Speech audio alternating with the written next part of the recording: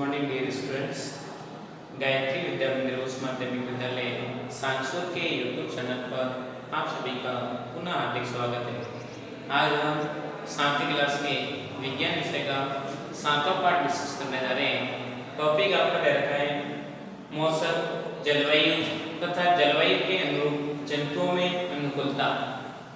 इस पाठ पर आधारित आज का वीडियो लेक्चर चौथा है, जो पाठ का अंतिम वीडियो लेक्चर है, जिसमें आप देखते हैं कि अलग अलग क्षेत्रों में जीव जंतु पाए जाते हैं, उनमें अलग अलग प्रकार की अनुकूलता देखने को मिलती है और वातावरण के अनुरूप ही जीव जंतु अपने आप को ढालने के लिए विशेष प्राकृतिक प्रोसेस के अकॉर्डिंग उसमें उस वातावरण में जीने के लिए हेल्पेबल कुछ विशेष कंडीशन देखने को मिलती है, स्थिति जनरेट हो जाती है, उसमें विशेष गुण जनरेट हो जाते हैं प्रकृति के अनुसार, ताकि वो आसानी से अपना जीवन यापन कर सकता है। तो आपके सिलेबस में दो क्षेत्र के जीव जंतुओं के बारे में विशेषता दे रखी है और इसके अतिरिक्त अलग अलग प्रकार की क्षेत्र में पाए जाने वाले जीव जंतुओं की विशेषता के बारे में जैसे जैसे आप अगली क्लास में एंटर करोगे उसके अनुरूप आपको देखने को मिलेगा। जैसे मरुस्थलीय जीव जंतु क्या विशेषता होती है, जलीय जीव जंतु क्या विशेषता होती है, या जो बर्फीले क्षेत्र के जीव जंतु होते हैं उनकी क्या विशेषता होती है, उष्ण कटिबंधीय क्षेत्र वर्षा वन क्षेत्र में पाए जाने वाले जीव जंतु क्या विशेषता होती है, उनके बारे में आपको स्टडी अलग अलग क्षेत्रों के अकॉर्डिंग करने को आपको मिलेगा। आपके सिलेबस में एक तो दे रखा था ध्रुवीय क्षेत्रीय जीव जंतुओं के बारे में, जिसमें आपने देखा था सफेद भालू के बारे में विस्तार रूप से स्टडी की थी।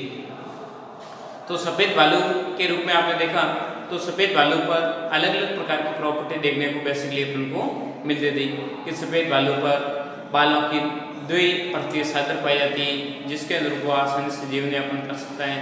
और ये भी देखने को मिला कि सफेद भालू में वसा की बड़ी परत होने की वजह से उसमें उसकी स्थिर बनी रहती है।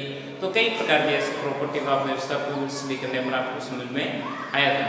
एक तो सफेद भालू के बारे में आपने पढ़ा और दूसरा पढ़ा था पिग्विन नामक के पक्षी जो वहाँ पे ज़्यादातर बर्फीले इलाकों में देखने को मिले थे, उनके बारे में भी आपने स्टडी की।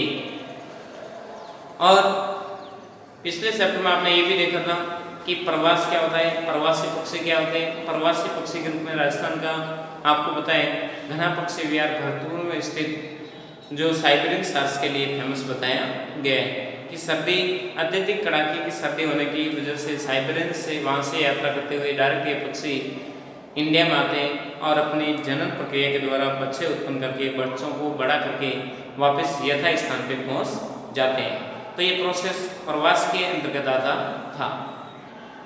तो आज अपन स्टडी करने जा रहे हैं उष्ण कटिबंधीय वर्षावन क्षेत्र में पाए जाने वाले जीव जंतुओं की क्या विशेषता होती है, उष्ण कटिबंधीय वर्षावन क्षेत्र है क्या, भारत में कहाँ देखने को मिलता है, काफी चीजों को उसमें अपन स्टडी करेंगे। तो नॉर्मल से बिंदु के अंतर्गत आपके दे रखा है कि सामान्यतः उष्ण कटिबंधीय क्षेत्र वन पर देखें तो जलवायु वहाँ की कैसे होती है, गर्म जलवायु देखने को मिलती है। सामान्यतः यहाँ पर गर्म जलवायु पाई जाती है, कारण कि उष्ण कटिबंधीय क्षेत्र आपकी भूमध्य रेखा के आसपास स्थित होने की वजह से वहाँ पे सूर्य की किरणें सीधी पड़ती है और सूर्य की किरणें सीधी पड़ने की वजह से तापमान हमेशा क्या बना रहता है, कुछ टेम्परेचर एडजस्ट होता हुआ दर्शाया जाता है। बेसिकली आप जानते हैं कि अलग अलग पृथ्वी की क्या होती है, पट्टे होती है और वहाँ पे अलग अलग किरणें जैसे मकर रेखा, करक रेखा, भूमध्य रेखा, विषुवत रेखा, तो ऐसे अलग अलग रेखा होती है। उन पर सूर्य का प्रकाश सबसे अधिक भूमध्य रेखा पर एकदम सीधा प्रकाश किरणें क्या होती आती है, जिसकी वजह से भूमध्य रेखा का टेम्परेचर या उसके आसपास पाए जाने वाले जीव जंतु तथा वहाँ के वातावरण क्या होता है, गर्म जलवायु के रूप में अनुकूल अपना जीवन यापन करने के लिए क्या होते हैं, सक्षम होते हैं। परंतु गर्म जलवायु होने के उपरांत भी वहाँ पर जितना टेम्परेचर हाई होगा उतनी उसके अकॉर्डिंग बारिश वर्षा अधिक होती है, जिसकी वजह से वहाँ पर कई प्रकार के पेड़ पौधे तथा विभिन्न प्रकार की प्रजातियां देखने को मिलती है। बेसिकली आप जानते हैं कि वहाँ पर तापमान देखें तो 15 डिग्री से अधिक सर्दी में भी देखने को मिलता है, सर्दियों में भी 15 डिग्री से अधिक टेम्परेचर रहता है और गर्मी ऋतु में देखें तो गर्मी में तो वैसे ही 46 डिग्री से अधिक तापमान रहता है। 40 डिग्री से अधिक टेम्परेचर मतलब बहुत टेम्परेचर अधिक है बताए गए। अपन देखते हैं जनरली यहाँ पे अपने आसपास देखें तो वो लगभग राजस्थान में देखें या अपने यहाँ की बात करें जालोर जिले की तो नॉर्मली टेम्परेचर कितना रहता है, हायर से हायर गर्मी हम देखें तो नॉर्मली आपके 42 या 41 डिग्री के आसपास देखने को मिलता है। इससे अधिक टेम्परेचर अपने यहाँ कभी नहीं होता है, परंतु वहाँ पे तो नॉर्मली रेंज कम से कम होगा, टेम्परेचर 40 होगा और 40 से ऊपर कितना भी हो सकता है। और क्या बताया गया है, इस क्षेत्र की विशेष विशेषता होती है कि दिन रात की अवधि क्या होती है, बराबर होती है, क्योंकि सूर्य की किरणें सीधी पड़ने की वजह से, सूर्य के सामने क्षेत्र होने की वजह से दिन रात क्या होते हैं, समान समय या समान समय अवधि के बने हुए रहते हैं। वर्षा भरपूर होती है, यहाँ पर वर्षा की कंडीशन देखें तो वर्षा साल भर होती रहती है, भरपूर वर्षा देखने को मिलती है। ऐसा नहीं बूंदाबांदी राजस्थान होती है मरुस्थलीय क्षेत्रों में ऐसी वर्षा नहीं होती, वहाँ पे भरपूर वर्षा मतलब तालाब, झरने, नदियाँ एनी टाइम बहते हुए देखने को मिलते रहते हैं। ये क्षेत्र भारत में पश्चिमी घाट व असम के आसपास पाया जाता है। असम में भारत का पश्चिमी घाट है, वहाँ पे देखने को ये मिलता है। उपयुक्त क्षेत्र में विशेष करके जंतु देखने को मिलते हैं, बंदर है, कपी है, गोरिल्ला है, शेर, चीता, हाथी, तेंदुआ, छिपकली, सांप, पक्षी, कई प्रकार के कीट पतंग आदि इस क्षेत्र में प्रजाति के जीव जंतु पाए जाते हैं। आप सोचते होंगे कपी है, बंदर है, गोरिल्ला, इनमें क्या डिफरेंस है? तो ये अलग अलग प्रजाति एक ही वैसे देखे तो इनका वंशज एक ही है, परंतु फिर भी बाद में देखा जाता है बंदर अपने आसपास पाया जाता है। कपी आपने लाल मुंह वाले बंदर को देखा होगा और गोरिल्ला अलग टाइप का छोटा बंदर देखने को मिलता है। तो देखिए आगे हम देखते हैं इस क्षेत्र में पाए जाने वाले जंतुओं की क्या विशेषता होती है, क्या इनमें अनुकूलता पाई जाती है, उसके बारे में हम बात करने जा रहे हैं। तो देखिए इस क्षेत्र में पाए जाने वाले जंतुओं की विशेषता तथा इस क्षेत्र में कुछ जंतु होते हैं उनमें विशेष कंडीशन पाई जाती है, उसके अनुरूप अपना जीवन यापन करते रहते हैं। तो बेसिकली देखते हैं जो आपको सामने मटेरियल सामान्य जो लैंग्वेज बेस पर दे रखा है उसका एक बार स्क्रीनशॉट लेते हुए मैटर को सेव कर लीजिए, फिर बाद में पूरे मैटर को रख करके अपन कॉन्सेप्ट को आगे बढ़ा रहे हैं। बेसिकली एक बार पुनः मैं रिवीजन करवा देता हूँ, फिर आगे बढ़ते हैं। देखिए सामान्यतः यहाँ पर गर्म जलवायु पाई जाती है, कारण ये भूमध्य रेखा के आसपास का क्षेत्र स्थित होने की वजह से ऐसे देखने को कंडीशन मिलती है। तापमान सर्दियों में भी 15 डिग्री से अधिक रहता है और गर्मी में टेम्परेचर देखा जाता है 40 डिग्री से अधिक। वर्ष भर दिन रात की अवधि बराबर होती है, वर्षा पूरे साल में भरपूर होती रहती है। यह क्षेत्र भारत में पश्चिमी घाट व असम में पाया जाता है। उपयुक्त क्षेत्र के जंतु बंदर, कपी, गोरिल्ला, शेर, चीता, हाथी, तेंदुआ, छिपकली, सरप, पक्षी तथा विभिन्न प्रकार के कीट पतंग देखने को मिलते हैं। आगे हम देखते हैं कि इस क्षेत्र में पाए जाने वाले जीव जंतुओं की विशेषता। आपका स्क्रीनशॉट हो गया होगा, देखिए आगे मैटर को बढ़ा रहे हैं।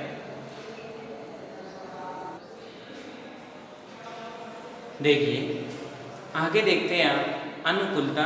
अनुकूलता से आप सभी जानते हैं कि परिवेश के अनुसार अपने आप को ढालने के लिए जो उसमें विशेष प्रकार के लक्षण, विशेष प्रकार के गुणधर्म देखने को मिलते हैं वही उसकी अनुकूलता कहलाती है, ताकि उस परिवेश के अनुसार अपना आपको जीवन यापन आसानी से कर सके।